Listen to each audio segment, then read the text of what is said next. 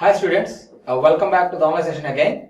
So, in the previous class, I had given you the examples how to find out whether a given signal is periodic or aperiodic. Oh, you have done 3 examples there. So, I will go for further examples. The last one with respect to continuous time signals. After that, we go for discrete time signals, whether they are periodic or not. So, this is the last one in continuous time signal. So, the last example. Here also we have 2 signals. If there is a summation of 2 signals, let us consider as x1 of t and x2 of t. So consider this as x1 of t and consider this as x2 of t, and consider the whole signal as x of t. The whole signal as x of t.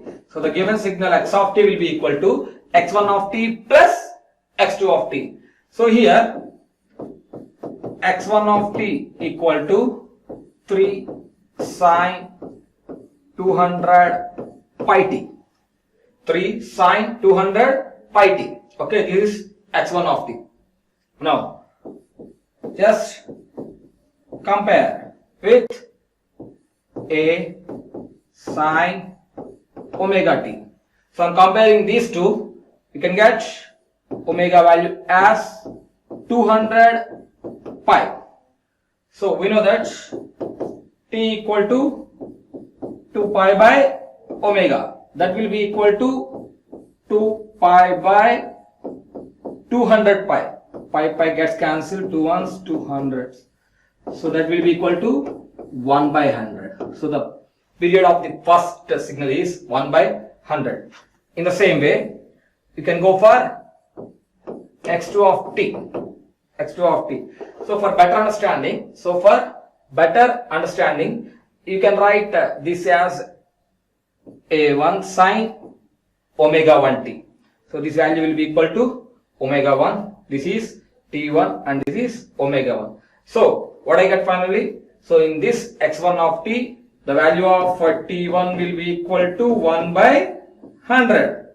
In the same way, the x2 of t will be given as 6 cos 100t. 6 cos 100t. So compare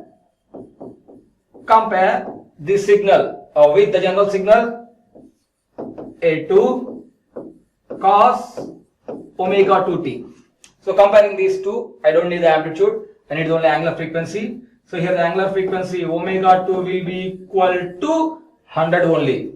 So now the time period T2 will be equal to 2 pi by omega 2, which will be equal to 2 pi by 100. Okay, 2 pi by 100. So 2 ones 50s, that will be equal to pi by 50. So T2 will be equal to pi by 50. So here the T1 value is 1 by 100 and T2 value is pi by 50.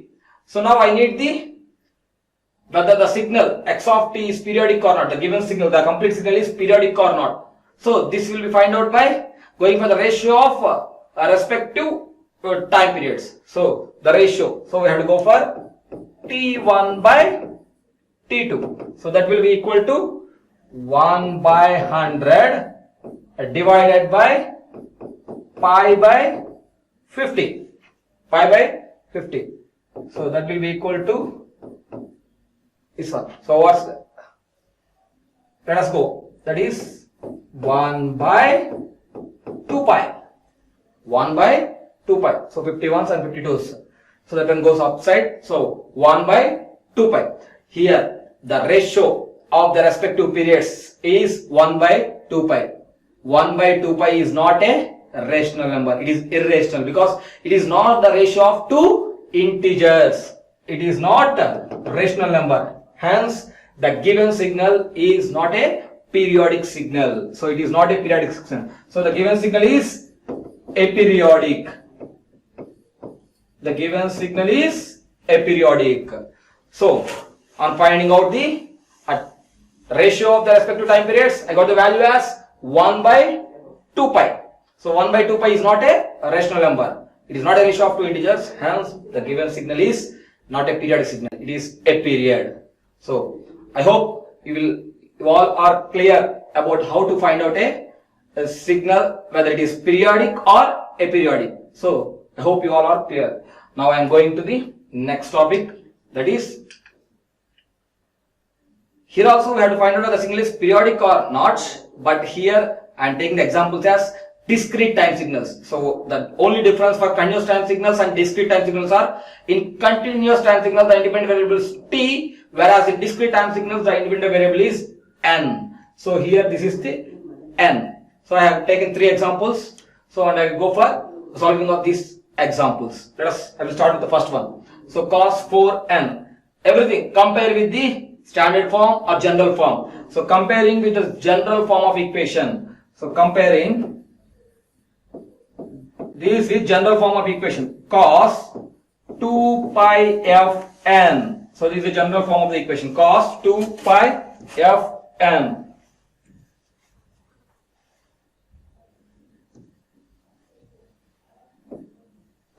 Pi fn. Compare these two. Comparing these two. So what we get from comparing these two? I can get 2 pi f will be equal to 4. 2 pi f equal to 4. Okay. Yeah. So I need the value of f. 1s to 2s.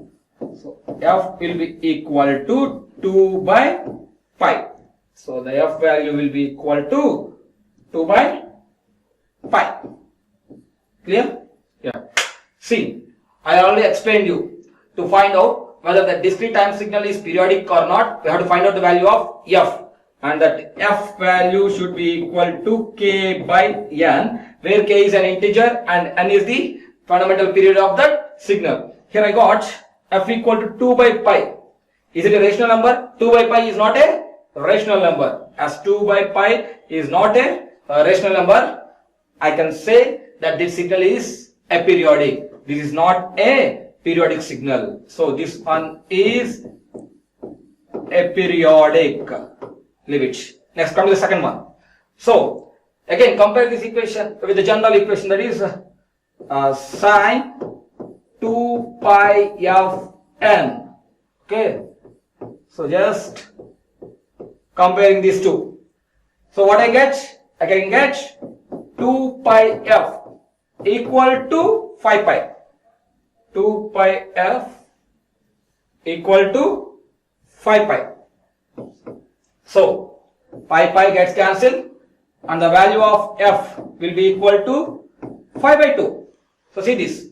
So both are integers. It is a ratio of integers. Hence it is a rational number. And it is in the form of, we know that the form of f will be equal to, the form of f is k by n, where k is an integer. So here the k value will be equal to 5 and the n, the fundamental period, will be equal to 2. As the frequency of this, as the f value of the signal is 5 by 2, which is a rational number, this signal is periodic. With the period n equal to 2. Because we know the f value will be equal to k by n, where k is the integer and n is the fundamental period. Here the f value is equal to 5 by 2, so 5 is the integer and 2 is the fundamental period. So this signal is a periodic signal with the period n equal to 2. And the next one and the last one, just as I am in the beginning sessions, I am giving more examples. As the classes go on, so I will go for 1 or 2 examples. You have to practice more at your home. Okay. So this is the last example in this periodic and aperiodic signals. So the last one. Only thing we have to compare with the general form. So what is the general form? First compare. Compare with general form. General standard form of exponential signal. E power 2 pi. Sorry, actually, take this as n, not t. If it is n, you have to say it as a continuous time signal. So, as I am explaining about discrete time signals, we have to represent as n. So, this is e power j 4 pi n. So, compare this with the general equation. E power j 2 pi f n. J power 2 pi f n. So, compare these two. Okay. So compare this signal with this signal. So this is N, not T. Okay. So now what I have to go for? Comparing this, I can get 2 pi f value will be equal to 4 pi. Comparing these two. So J same and N same. So 2 pi f will be equal to 4 pi. So pi will get cancelled. 1s to 2. So f value will be equal to 2 by 1. So 2 by 1 is the ratio of two integers and it is a rational number. So we can say this signal is also a periodic signal. So the above signal is also a periodic signal. Now I have to get the period. So how can you get the period? F will be equal to k by n. So which is nothing but equal to 2 by 1. So here n value will be equal to 1 and n is the fundamental period and whose value will be equal to 1. So this signal is periodic. This signal is periodic with period 1.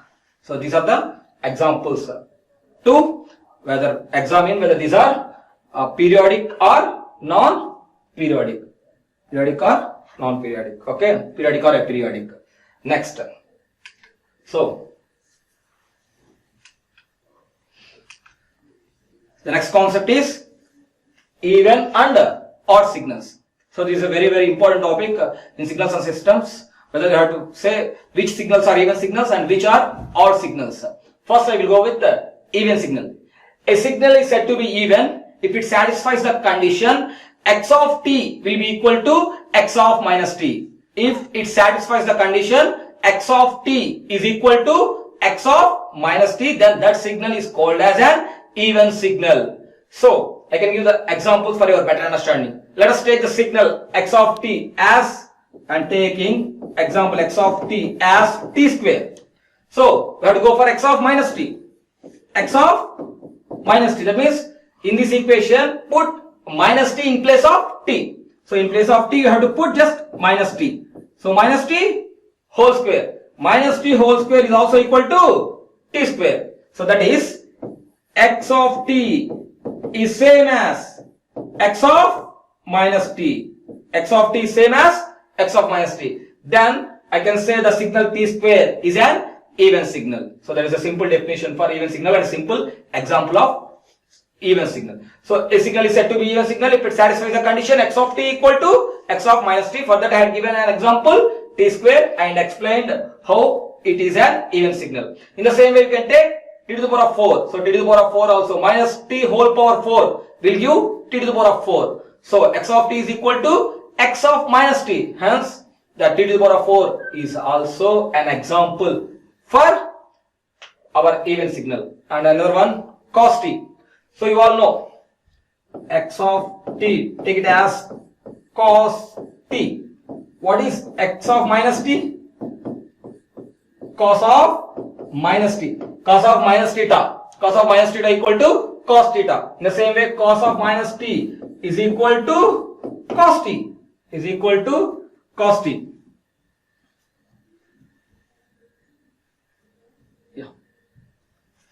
Is equal to cos t. So here x of t is equal to x of minus t. So this signal is also an even signal. So these are the basic examples for even signals. So I explained here and I also explained here also. So this is regarding the even signals. Next I am going for odd signals. So before going to the odd signal, there is one more example for even signal. I think you are better the better understanding will be given if you go through the graphical representation. So for that reason I had given a graph here for even signal. See, second example. As shown in the following diagram. In this diagram, let us see. So this is a waveform. Simple logic. Even signals are also called as symmetric signals. Symmetric.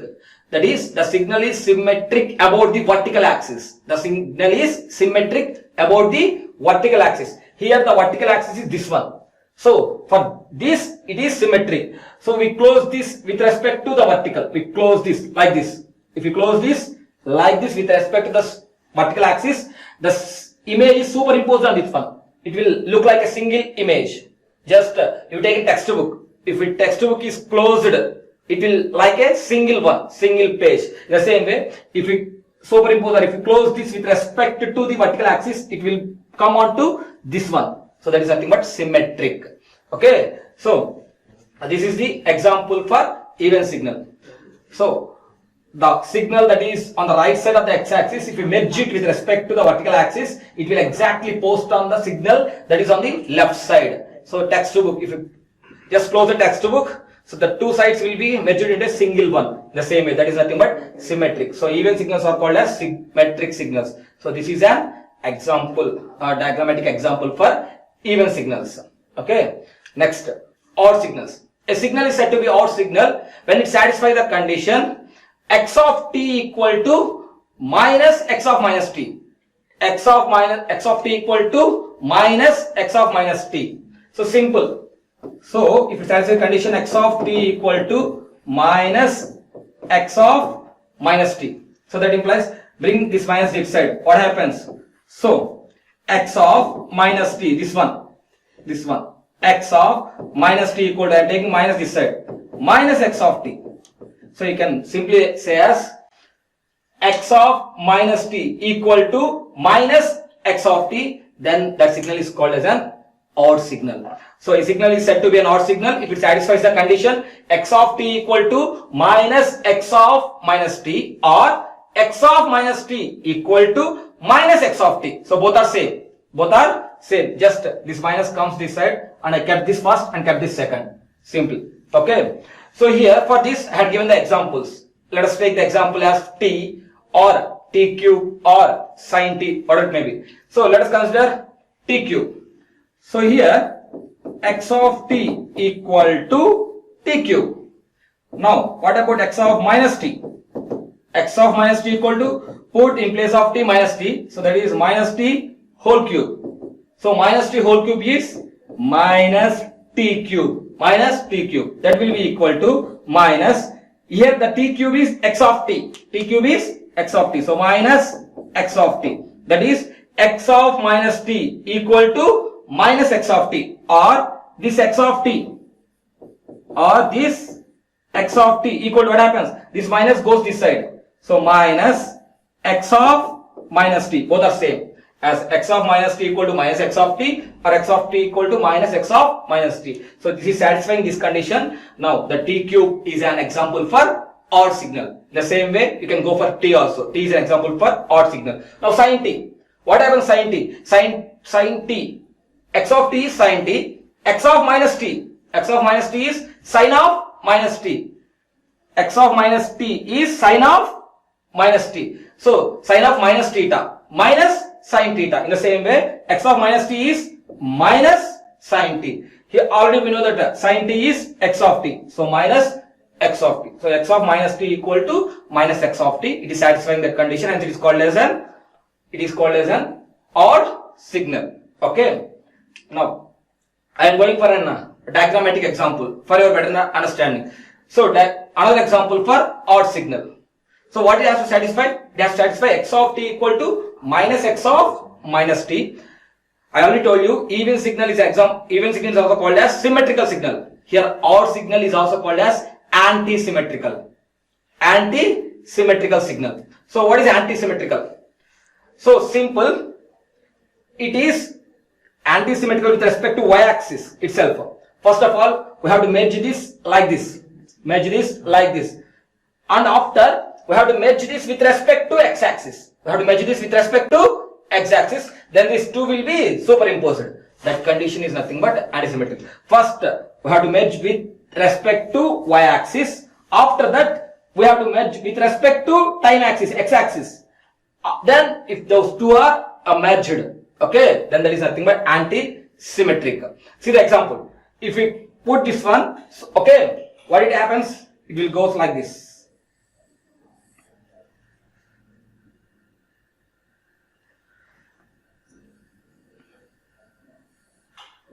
Okay, if again you go this like this, it will be like this. First it comes like this, and again if you merge with respect to x-axis, it goes like this. So if it satisfies this type, then it is called as antisymmetric. So we can go for many examples with respect to this antisymmetric. Let us see.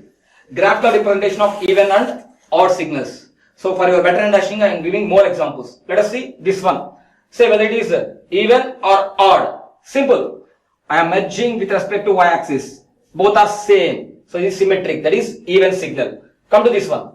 If it is with respect to y-axis, it is not same. First you have to merge with respect to y-axis, and then you have to merge with respect to x-axis. Then it will giving the same shape. That is, it is antisymmetric. First, it is coming like this with respect to y-axis. After that, if you merge one, it will come like this. So this is an example for antisymmetric. That is odd signal. So this is an even signal and this is an odd signal. These are all continuous signals. Come to discrete. So discrete are the same. The procedure and the way is same. But here the signals are discrete. Here the signals are continuous. Here we will use T. Here we will use N. So if we merge with respect to this y-axis, the both will be same. Hence it is called as an even signal or symmetric signal. Here if we merge with this one, how it comes?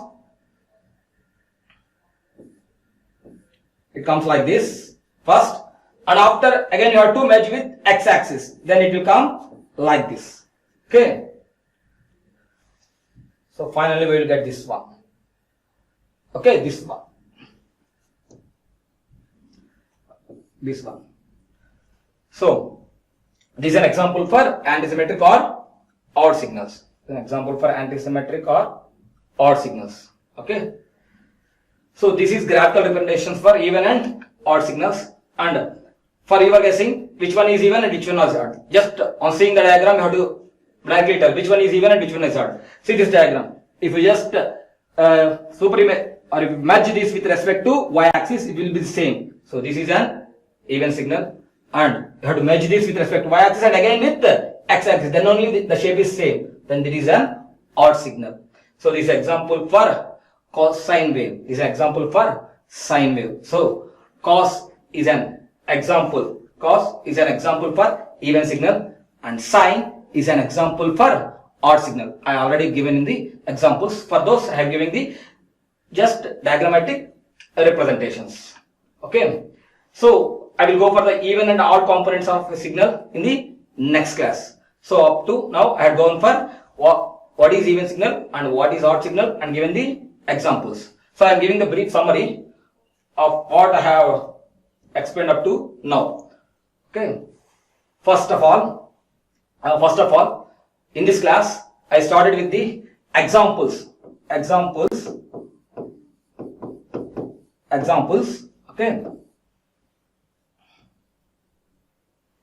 Examples. Whether a given signal is periodic or non-periodic. Periodic or aperiodic. With respect to continuous time signals. With respect to continuous time signals. First one. And next, I had given the examples. For periodic and aperiodic. Whether I have to find out whether signal is periodic and aperiodic with respect to discrete time signals. With respect to discrete time signals. And then I explained you what is an even signal and what is an odd signal. I had given the examples for both even signal and odd signal in equation form and in diagrammatic form. These are all what I explained in this topic, and in the next class I will start with the even and odd components of a signal. So thank you one and all.